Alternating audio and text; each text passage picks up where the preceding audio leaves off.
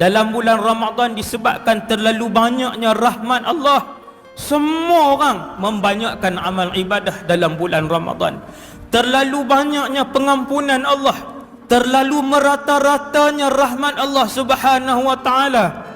Yang muda, yang tua, yang miskin, yang kaya, yang ada pangkat, yang tak ada pangkat, masing-masing merasa senang untuk melakukan ibadat kepada Allah Subhanahu wa taala.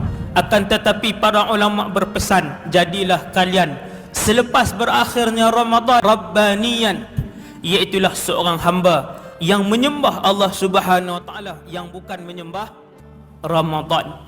Fa innallaha hayyun la yamut, kerana sesungguhnya Allah itu maha hidup dan tidak akan mati selama-lamanya. Adapun sesiapa yang menyembah Ramadan, apabila berakhirnya Ramadan, dia akan tinggal amal-amal ibadat yang dia lakukan.